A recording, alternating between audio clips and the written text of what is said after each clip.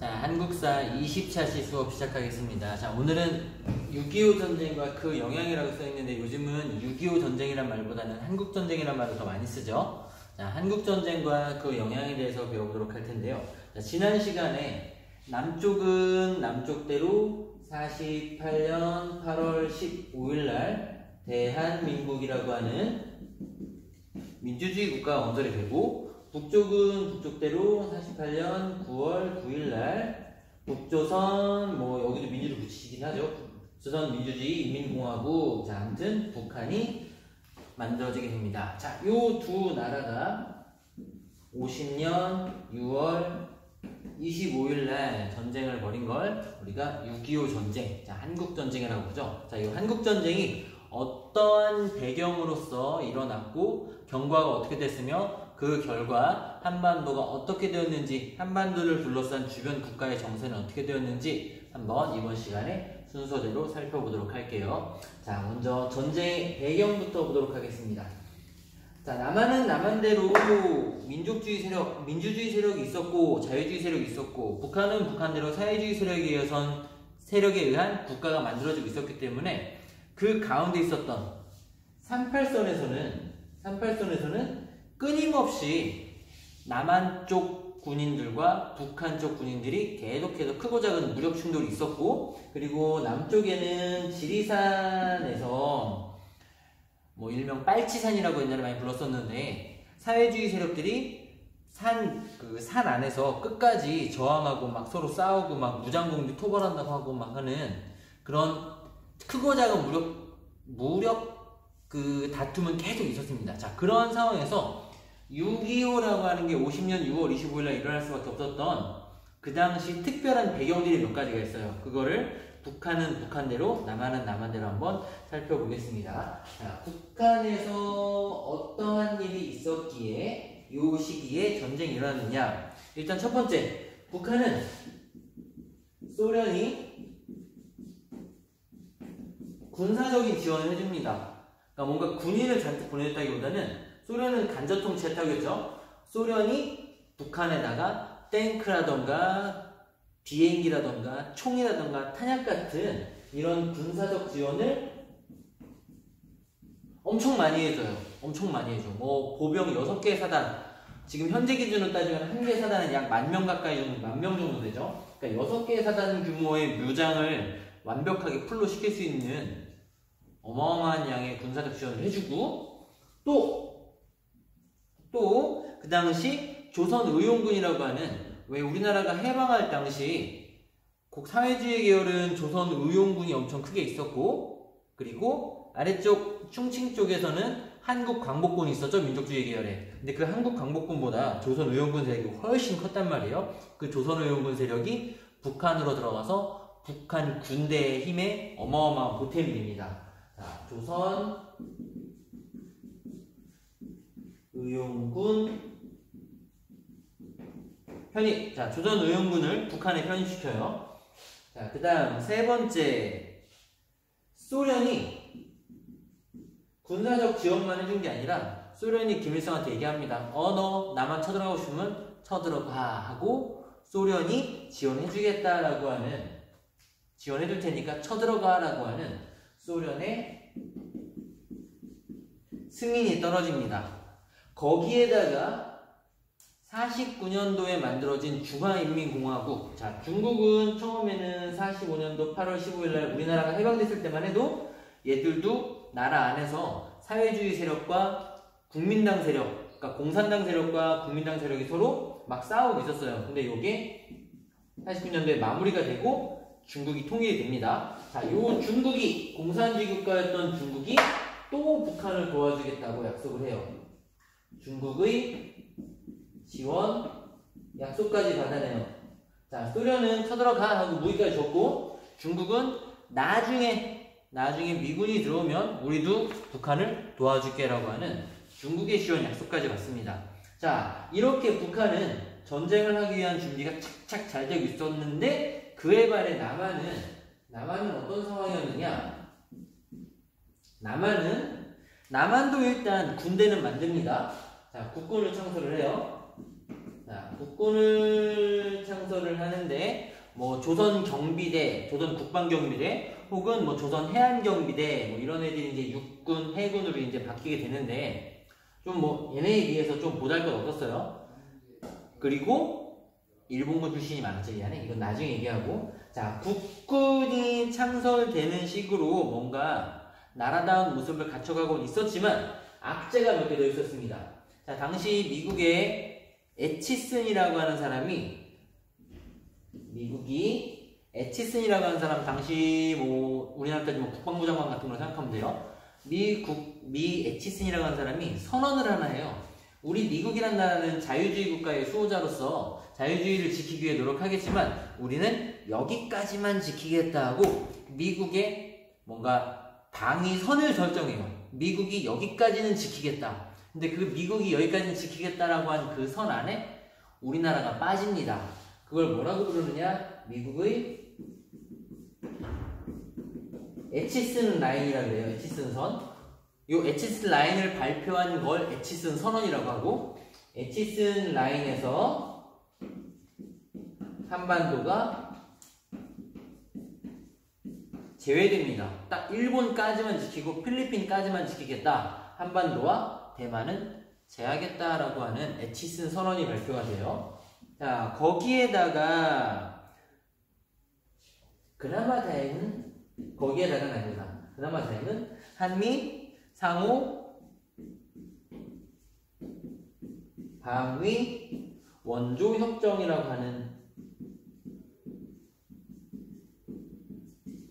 요거는 하나 그나마 다행인 거예요. 우리나라와 미국이 서로 간에 뭐 하기로 했다? 서로 상이 도와주기로 했었다. 그것도 우리나라가 부탁해서, 여기 빠지니까 야 니네 우리 버리냐? 우리 좀 도와줘라 해갖고서는 한국이 미국 요청해서 알았어 서로 도와줄게 라고 하는 이런 협정을 하나 맺습니다. 뭐 그렇다 치더라도 미국이 공개적으로 우리나라를 빼겠다고 했으니 북한의 입장에서 이렇게 생각한 거예요. 우리는 소련의 군사적 지원을 받아서 무기도 빵빵하지, 군대도 크게 해놨지, 소련도 가라고 하지, 여차하면 중국도 도와주겠다고 하지. 근데 한반도를 보니까 국군도 자기네 비해서 훨씬 허접하지, 미국도 한반도는 자기네 방해선에서 제거하겠다고 하고 일본만 최우선으로 지킬 것 같지, 그러니 지금 쳐들어가면 우리가 무조건 이기겠다라는 마인드에 땅 하고 쳐들어온 게 1950년 6월 25일 한국전쟁입니다. 자, 그렇게 발발한 한국전쟁이 어떠한 경과를 거쳐서 휴전협정까지 가는가 한번 순서대로 한번 살펴보도록 하죠. 자, 방금 전에 6.25 전쟁의 배경에 대해서 살펴봤죠. 자, 북한은 전쟁을 하면 이길 수 있다라는 자신감에 차게 만들었던 여러 가지 조건이 있었고, 우리는 전쟁 나면 큰일 나겠다 싶은 불리한 조건들이 몇 개 있는 상황에서 드디어 북한이 이러한 과정을 거쳐서 남한에 쳐들어옵니다. 자, 여기 전쟁이 일어났었던 6월 25일, 50년 6월 25일부터 전쟁이 끝난 건 아니고 휴전이 시작됐던 53년 7월 27일까지 있었던 여러 개 사건 중에 중요해 보이는 것 8개만 이렇게 체크를 해나갔는데요. 이 8개의 체크가 뭐뭐였는지, 8개 사건들이 뭐뭐였는지 체크해 보면서 6.25 전쟁의 경과를 한번 살펴보도록 할게요. 어떤 과정을 거쳤는지. 자, 1. 요거는 뭐 특별히 할 거 없죠. 전쟁의 시작. 북한의 남침입니다. 뭐 한동안 6.25 전쟁은 뭐 북한이 쳐들어온 거냐, 남한이 쳐들어온 거냐, 뭐 이런 쓸데없는 논쟁들을 하기도 했었는데, 이건 명백히 북한이 먼저 쳐들어온 게 맞아요. 북한이 쳐들어왔다고 여기저기 문서에 다 쓰여있고 그 누구도 이거에 대해서 의심하지 않아요. 이걸 의심하는 사람은 약간 지식이 부족하거나 무식하거나 약간 또라이거나, 자, 그렇게 생각하면 돼요. 무조건 북한이 남침한 게 맞고, 자, 북한이 쳐들어오기 시작한 지 딱 3일 만에 6월 28일 날 우리의 심장부였던 서울이 북한에게 함락됩니다. 뭐 고려시대, 삼국시대라는 거 함락하니까 이상한데, 아무튼 서울을 북한이 점령해요. 서울 점령? 점령이라고 쓰면 낫겠다. 상관없죠, 뭐. 자, 그러고 난 다음에 우리 군은 그냥 쭉쭉쭉쭉 밀려 내려가가지고, 한강에서 6월 28일 날 북한군이 넘어오기 시작했는데, 우리가 낙동강까지 내려오는데, 뭐 한 달이 안 걸렸다고 하죠? 한 달은 더 걸렸구나. 9월 2일쯤, 그때 최종 방어선으로 여기서 간신히 지키고 있어요. 이거 낙동강이죠. 낙동강 방어선. 여기서 계속 간신히 막고 있어요. 간신히.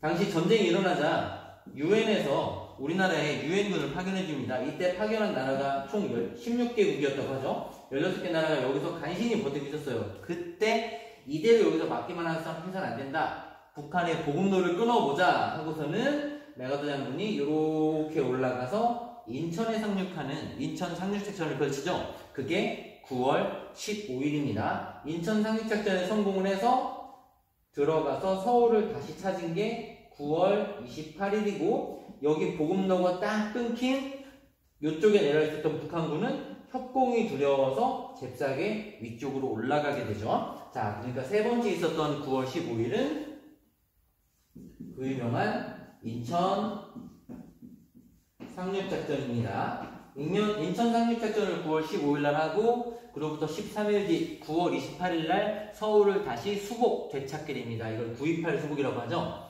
자, 그러고 난 다음에 여기까지 차지하고 여기 있었던 북한군을 위로 쫓아냈으니까 와 끝났다 하고 생각한 게 유엔군이에요.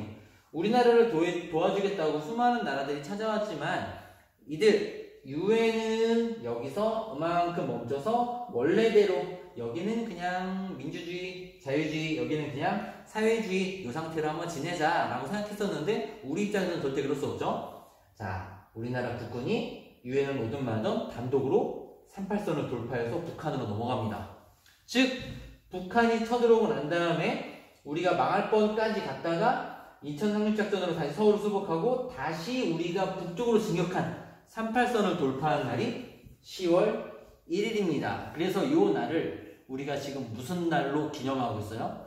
국군의 날로 기념하고 있죠. 국군의 날로. 이 날은 우리 국군이 38선을 돌파한 날이다. 그래서 현재 이거를 뭘로 기념하고 있다? 국군의 날로 기념하고 있다. 자, 그런 상태에서 쭉쭉쭉쭉 올라가서 압록강까지 올라갑니다. 압록강 근처까지 오자 자, 이쪽에 있었던 놀란 중국이 아니 이것들이 여기까지 올라와 버리면 중국까지 오는 거 아니야? 미군 애들이랑 같이 중국이 애초에 약속대로 북한을 지원하기 위해서 중국군이라는 말도 괜찮고 중공군도 괜찮아요. 그 당시 나라 이름이 중화인민공화국이었기 때문에 줄여서 중공이라고 부르기도 했어요. 자, 교과서에 중국군으로 나오니까 자, 중국군으로 합시다. 자, 중국군이 북한을 도와주러 들어옵니다. 여기에 있었던 우리 군과 유엔군이 중국군에 밀려서 밑으로 쭉 내려오게 돼요. 쭉 내려와서 38선이 뚫리고 다시 서울을 빼앗깁니다. 그게 51년 1월 4일 서울을 다시 빼앗긴 날. 그래서 우리가 이겼구나 하고서는 9월 28일날 서울 찾고 사람들이 다 올라왔는데 한 번 더 대대적으로 밑으로 내려오게 돼요. 이걸 우리가 일사후퇴라고 부르죠. 일사후퇴 어서 한번 들어봤을 거예요. 자, 일사후퇴라고 해서 서울을 다시 뺏긴 날입니다. 자, 하지만 이때는 우리 군도 유엔군과 우리 군도 처음에 6월 25일날 쳐들어왔을 때처럼 호락호락하지 않아서 서울을 빼앗겼지만 더 많이 밑으로까지 내려오지 않고 여기서 버티다가 한 70일 만에 다시 서울을 찾아요. 한 여기 중간까지 내려왔나? 서울을 다시 찾고 지금은 휴전선 부분, 휴전선 이렇게 생겼죠. 여기까지 올라와서 막 싸웁니다. 자, 여기서 싸우는데 더 위로는 안 올라가지는 거예요. 그 북한도 더 밑으로 못 내려가겠고 그러니까 여기서 계속 싸우는 거야. 그러자 유엔군들이 미군이 그리고 소련이 처음에 계획한 대로 그래 여기서 그만 싸우자. 우리 서로 통일하려고 했었는데 그냥 예전대로 너는 이만큼 먹고 나는 이만큼 먹어 반씩하자 라고 하는 그만 싸우자 전쟁을 끝내자가 아니라 잠시 쉬자. 그래서 휴전이라고 부르고 잠시 멈춘다고 해서 정전이라고 부르는 휴전협정, 정전협정을 우리는 반대하는데 미국과 소련의 주도로 시작합니다. 그게 51년 6월입니다. 정전협정이라고 해도 되고 휴전협정이라고 해도 되고 아무 상관없어요. 종전만 아니면 돼요. 종전만 아니면 돼요. 종전은 전쟁을 끝내는 건데 정전은 그리고 휴전은 잠시 멈추는 겁니다. 자, 정전협정을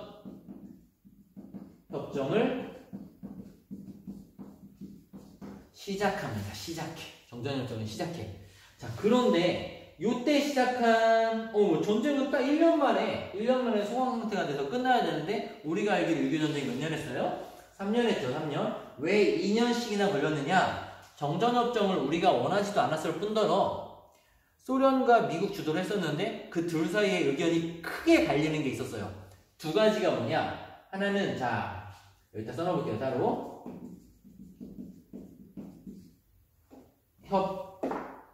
협정 지연 이유. 자, 정전협정이 요때 시작했음에도 불구하고 2년씩이나 걸렸었던 이유.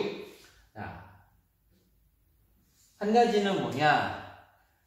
정전을 하게 되면 정전협정이 맺어지는 순간 딱 점령하고 있던 지역까지 그 나라 영토가 되는데 우리는 우리대로 여기까지 할 거야. 뭐 얘는 얘네대로 여기까지 할 거야. 즉 휴전선의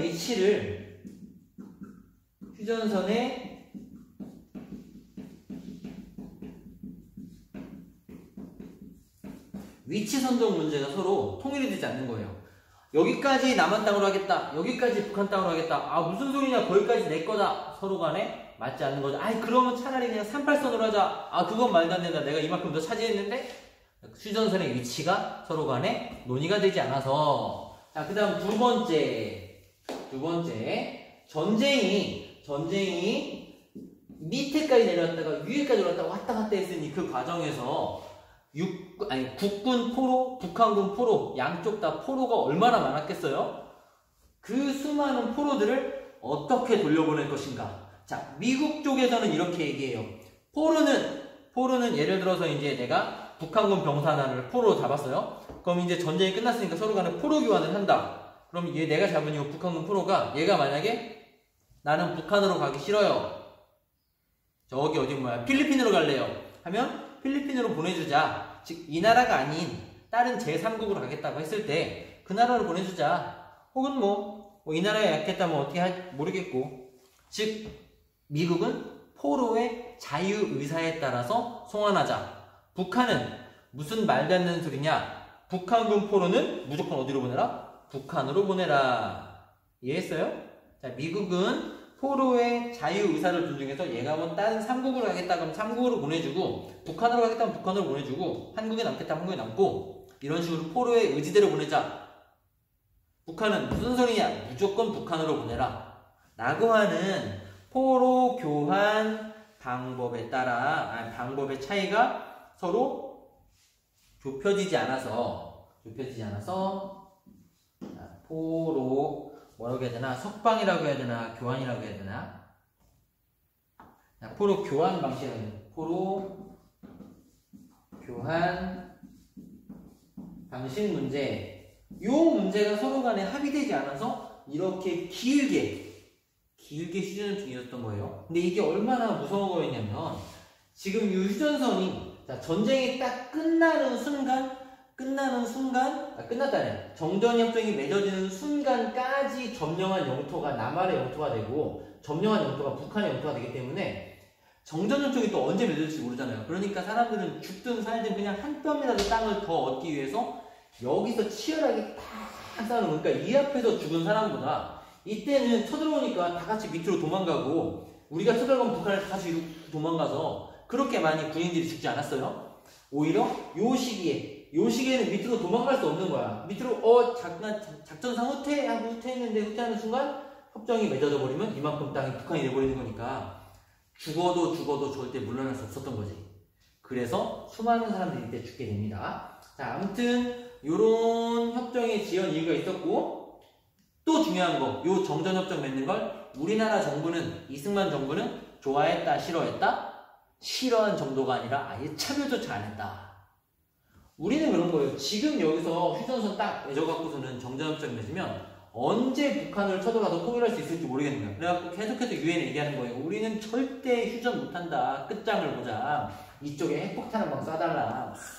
끝까지. 근데 얘들이 꿈쩍도 안 해. 그냥 요것만 계속 논의하고 있으니까 이승만이 53년 6월 18일 날 에라이씨 모르겠다 하고서는 애초에 포로 교환 방식 때문에 북한이 서로 간에 휴전협정을 안 맺고 있었던 거잖아요. 소련이. 그러니 아예 북한이 삐졌던 휴전협정 자체를 하지 못하게 포로를 다 풀어줘버려요. 포로를. 이승만이. 그래서 이 7번이 뭐냐? 이승만이 반공포로를, 반공포로라는 얘기는 그냥 북한군이라는 얘기예요. 반공포로를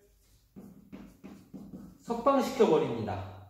어떤 애들을? 남쪽에 있겠다고 하는 애들을 그냥 확 풀어줘버려요. 북한을 안 가겠다는 애들을 풀어주고 나니까 소련 애들은 뭐야? 휴전협정 안 하겠다는 거야? 야, 휴전 엎어! 다시 싸워! 뭐 이렇게 되지 않았나 보죠? 그래갖고 이걸 해요. 하지만 그래도 결국 8번에서 뭐가 된다? 휴 혹은 전 협정이 체결됨으로써 전쟁을 잠시 쉬게 되는 겁니다. 끝난 거 아니에요. 자, 요게 6.25 전쟁, 한국전쟁의 2년간에 걸친 전쟁 경과입니다. 별로 복잡하지 않죠? 원래 훨씬 복잡한 게, 뭐든 복잡하게 배우려면 복잡한 거고 간단하게 배우려면 간단하게 배울 수 있어요. 북한이 쳐들어왔다. 서울이 간단하게 한마디고 압록강까지, 아니 낙동강까지 쫓겨났지만 인천 상륙작전으로 다시 압록강까지 진격했고 중국군의 침입으로 다시 밑으로 내려와서 휴전선 부근에서 고착 상태가 이어지자 소련과 미국이 싸우기 지쳐서 이제 그만 싸우자 하고 휴전협정을 체결했다. 하지만 그 체결하는 과정에서 문제점 2개가 있어서 되게 오래 걸렸고 그 중간에 휴전을 반대한 이승만이 반공포로를 석방하는 이런 꼬장이라는 표현을 써도 되려나 모르겠네. 그런 것도 한번 하고 하지만 결국은 7월 27일 날 뭐가 이루어졌다? 남한과 북한 사이에 정전협정이 체결되었다. 자, 여기까지 경과를 보면 됩니다. 자, 전쟁이 끝나고 난 다음에 이제 봐야겠죠. 전쟁의 결과 남한은 어떤 상태가 되고 북한은 어떤 상태가 되고 전쟁에 참여했던 미국은 어떻게 되고 중국은 어떻게 되고 주변에 있었던 일본 같은 나라는 어떻게 됐는지 전쟁의 결과, 영향에 대해 보도록 하겠습니다. 자, 마지막으로 전쟁의 결과에 대해서 한번 보도록 합시다. 자, 50년 6월 25일 날 시작해서 53년 7월 27일 날 끝난 약 3년간에 걸친 뭐 완전 진짜 막 치고받고 하는 거는 51년 6월달까지였지만 그 이후에 그 휴전선 부근에서만 찍찍 막 일어났었던 그 전투에서 사람이 더 많이 죽었다고 했죠. 자, 아무튼 3년간 이루어진 그 전쟁 속에서 얼마나 많은 것들이 바뀌고 피해를 받았느냐. 일단 말해 뭐할 정도로 입 아플 정도로 수많은 인적, 물적 피해가 있었겠죠. 자, 어마어마하게 많은 인적 피해로 전쟁 고아가 엄청 발생했을 테고, 뭐 자꾸 고아만 얘기하는데 전쟁 피해 들어간 게 남자이기 때문에 전쟁 미망인이라고 표현하죠. 전쟁으로 이제 혼자 남은 여자들도 되게 많아지고, 그리고 또 뭐야, 이산가족도 엄청나게 많이 발생하고 1000만 명 이상의 이산가족이 발생하고, 물적 피해는 기간 산업들 혹은 뭐 각종 생산 공장들, 도로들 그런 것들이 다 부서지죠. 남한보다 특히 북한은 훨씬 더 초토화되죠. 이런 엄청난 피해가 있었고, 자, 요 인적 피해에 대한 거는 조금 이따 좀 더 자세하게 봅시다. 자, 그 다음 전쟁이 시작되기 전에도 원래 남한과 북한은 사이가 좀 안 좋았어요. 이념의 대립으로. 자, 근데 이 전쟁 때문에 그런 남한과 북한의 사이가 더 나빠지죠. 완전 적대. 남북 간의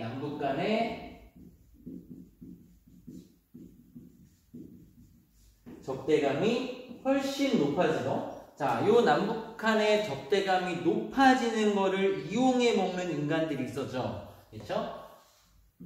남쪽에 이승만이라던가 북한의 김일성 같은 독재 권력이 이런 남북 간의 긴장감, 적대감을 이용해서 자신의 독재 권력을 유지시키죠. 그렇죠? 김일성이 요걸 독재 권력 유지에 이용하게 되죠. 무슨 뜻이냐? 아래쪽에서 이승만 대통령에 대해서 뭔가를 하려고 한다. 혹은 국가에 대해서 뭔가 좀 하려고 한다. 그러면 지금 상황이 어느 때인데 지금 북한이 언제 쳐들어올지 모르는 상황에서 지금 우리끼리 뭔가 분열을 하느냐. 네가 지금 북한 빨갱이지. 너 북한에 뭔가 지령받고 나라 엎으려고 하는 놈이지 하고 뭐만 마음에 안 들면 다 빨갱이로 몰아서 죽였었죠. 북한도 마찬가지. 뭐만 하려고 하면 이런 반동분자 새끼 하면서 자본주의 물들은 놈 마약들은 죽여버렸었죠. 그러니까 자신과 반대되는 세력을 몰아 죽이기 아주 좋은 명분이 됐던 거. 남쪽은 빨갱이로 몰아 죽이고 이쪽은 뭐라고 그래야 되나? 반동분자로 몰아 죽이고. 자, 남북 간의 적대감이 고조됐는데 그거를 얘네들이 독재 권력 유지에 이용했고 자신들의 독재 권력을 계속해서 유지시키려면 북한을 점점 더 나쁜 놈 만들어야 되고 북한의 입장에서 남한을 점점 더 나쁜 놈 만들어야만 자신의 권력 유지가 더 용이해지니까 분단은 더욱더 고착화된다. 고착 더 딱딱해진다고.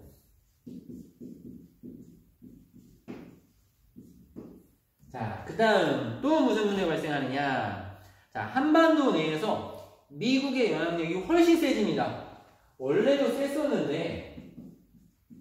셌었는데 미군정이 끝나고 난 다음에 돌아가잖아요. 돌아가고 우리는 우리대로 남한 정부, 대한민국 정부를 수립했는데 전쟁이 나면서 미군이 우리나라를 구해줬죠. 어쨌거나 구해줬고 그로 인해 우리나라 내에서 미군의 영향력이 어마어마하게 셉니다. 그 전쟁이 끝나고 난 다음에 한미 상호 방위 조약을 체결했기 때문에 방위 원조가 아니라 그냥 방위 조약, 한미 상호 방위 조약을 체결했기 때문에 우리나라에 미국 군인들이 계속 상주하게 돼요.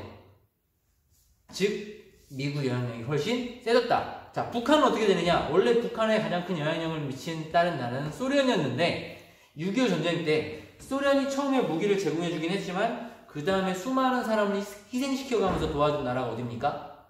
중국이죠. 그래서 북한 지역에서는 중국의 영향력이 엄청나게 세지게 됩니다. 즉 한반도에 미국과 중국의 영향력이 엄청나게 증가하게 된다. 이 미국과 맺은 조약이보다 한미 상호 방위 조약 지금도 유효하죠.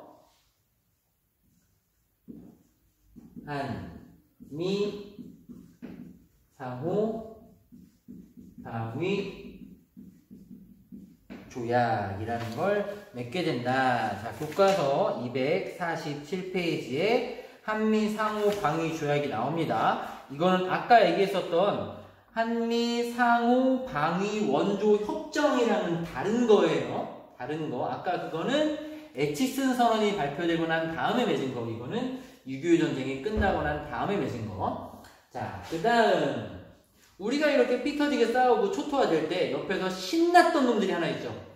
그게 누구? 일본. 자, 일본은 바로 옆에서 전쟁이 일어나니까 그 전쟁난 나라에다가 물자 공급하고 무기 만들어 파고 물건 공급하면서 돈을 엄청 법니다. 이거를 전쟁 특수라고 그래요. 전쟁 특수를 누리게 되는 거지, 일본이. 일본은 전쟁 특수를 통해 일본의 경제가 엄청나게 발전합니다.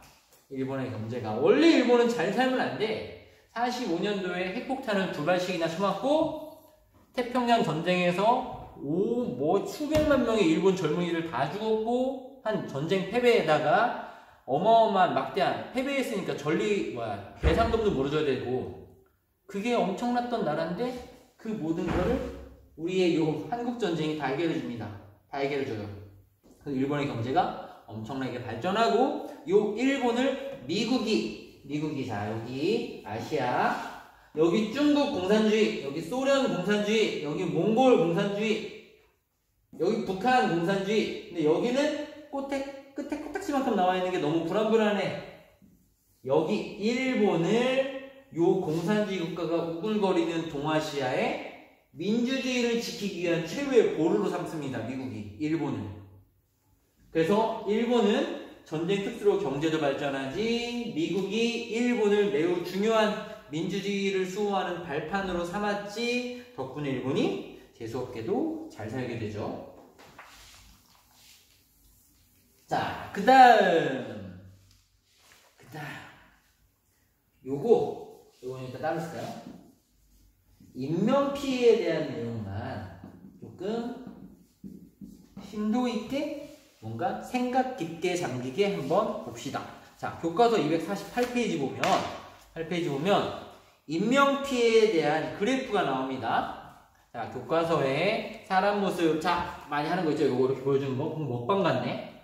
자, 여기 이렇게 보면은 남한, 북한, 중국, 유엔에서 초록색은 민간인, 파란색은 군인에서 인명피해가 나오는데 어디가 더 많아요? 북한이 더 많죠?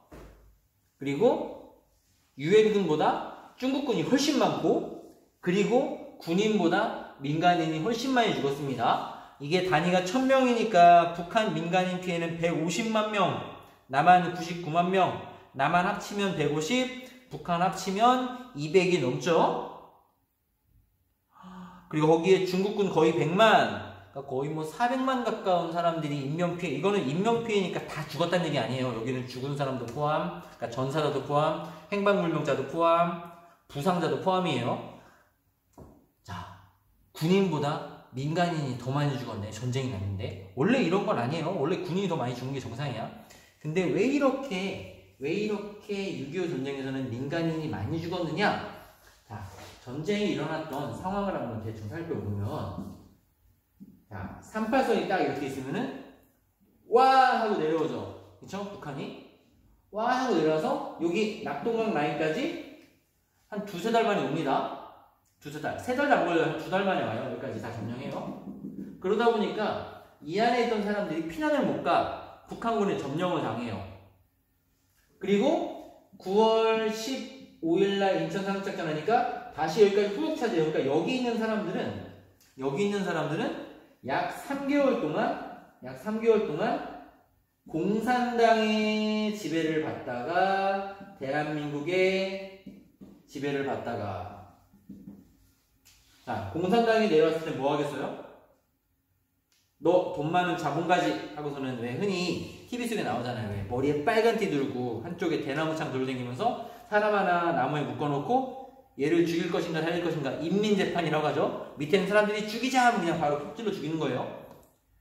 인민재판하고 그러니까 막 공산군이 우르르 내렸을 때는 그냥 막 죽는 거야. 그리고 공산당이 가고 대한민국 사람이 왔는데 뭐 이제 살았다 했는데 니들 공산당이 너네를 훑고 갔는데 아직 살아있네? 니네 공산당에 협력한 애들이지 하고 얘네가 와도 죽어. 그러니까 얘네가 와도 죽고 얘네가 와도 죽어. 그러니까 서로 간에 보복한 거예요. 우리가 쫓겨날 때 여기 남아있던 놈들이 북한군 도와줬지. 그거에 대한 보복. 거꾸로 우리가 이제 여기까지 올라갔다가 다시 이렇게 쭉 쫓겨 내려가죠. 145태. 그럼 여기가 다시 점령당하면서 와 우리가 잠깐 있었다가 가면서 대한민국이 점령했을 때 니네가 우리 다 죽였었지. 그에 대한 또 보복전이 되게 많았기 때문에 민간인이 되게 많이 죽습니다. 그 과정에서 유명한 사건 중에 하나가 교과서 249페이지에 나오는 국민보도연맹이라고 하는 이 단체에 대한 사건입니다. 이게 뭐냐면 1945년도에 해방이 되고 난 다음에 남한 북한 사회가 좌익과 우익으로 나눠 싸우잖아요. 그 중에 사회주의였던 사람, 좌익이었던 사람들 중에 일부가 전향을 했고, 그러니까 전향이라는 얘기는 자기 사회주의를 버리고 이제 자유주의로 왔고, 그 사람들을 선도해서, 그러니까 교육해서 완벽한 자유주의를 만들겠다라고 하는 좌익이었다가 마음을 바뀐 사람들의 모임이에요. 모임. 좌익이었던 사람들의 모임. 근데 이게 나중에 이승만 정부가 할당량을 줘요. 아니 저쪽 동네는 좌익이었다가 자유주의로 돌아와서 재교육 받고 있는 사람, 착한 길로 돌아온 사람, 이 당시 표현으로 착한 길로 돌아온 사람이 100명이나 되는데 왜 니네 동네는 10명밖에 안 돼? 그러니까 이쪽에 있는 사람들이 실적을 올리기 위해서 좌익도 아닌 사람을 그냥 갖다 막 이렇게 넣는 거야. 우리도 100명이에요. 그래갖고 국민보도연맹에 가입된 사람의 숫자가 엄청나게 많아집니다. 10만 명이 넘어간다고 그래요. 몇만 명이 돼요. 근데 거기 있는 사람들이 전부 사회주의자는 아니었다라는 거. 자, 근데 이게 뭐가 문제냐? 즉 전국 각지에 보도연맹 서울지부, 경기도지부, 충청지부, 전라도지부 막 있는데 전쟁이 나서 와 하고 급하게 여기까지 쫓겨나잖아요. 6월 25일에 전쟁 나서 3일 만에 서울 함락됐으니까 와 하고 쫓겨 내려가면서 이승만 정부가 이 생각을 한 거지. 국민보도연맹에 가입해 있는 사람들은 원래는 뭐였다? 원래는 사회주의자 빨갱이들이었는데 이것들이 북한군이 들어오면 북한군에 협력해서 우리를 배신하지 않을까라는 생각에 와 내려오면서 보도연맹에 가입되어 있는 민간인들을 닥치는 대로 끌어다가 죽여버립니다. 군인과 경찰들이. 이렇게 죽은 사람이 수만 명이에요. 뭐 어떤 뭐 재판이나 네가 원래 사회주의였냐 아니었냐 따질 것도 없이 그냥 보도연맹 명부에 이름 적혀있으면 그냥 다 죽여버린 거예요. 몇만 명을. 이게 국민보도연맹 사건이죠. 근데 지난번에 얘기했던 제주 4.3 사건과 마찬가지로 이 사람들은 다 뭐라고 죽은 거예요? 빨갱이라고 죽은 거죠. 이런 상황에서 억울하게 죽었어도 가족이고 친지고 누구 하나 또 나 억울해요 말할 수 없었다는 거. 그런 식으로 60년, 70년 보내왔다는 거. 그거 외에도 뭐 미군들이 어떤 마을에 갔는데 그 마을에 있는 사람들은 다 빨갱이일 가능성이 있으니 적군일 가능성이 있으니 다 죽여버려라 라는 말에 지하도에 전쟁을 피해 숨어있던 민간인 마을 사람 300명을 그냥 총으로 쏴서 죽인 사건도 있고 이런 식으로 6.25 전쟁에서 피해자가 이렇게 많은 인명피해가 많은 이유는 특히 민간인 피해가 많은 이유는 서로 간에 보복전이 많았기 때문에 보복전이 서로 왔다 갔다 점령적이 계속 바뀌잖아요.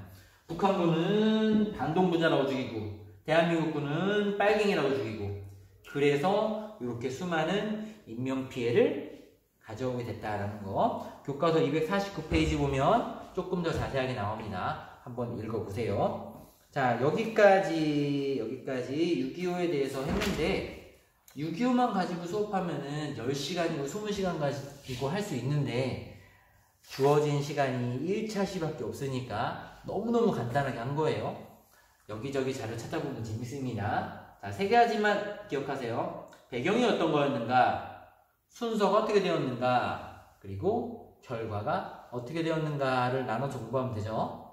자, 여기까지 한국사 20차식 자 마치겠습니다.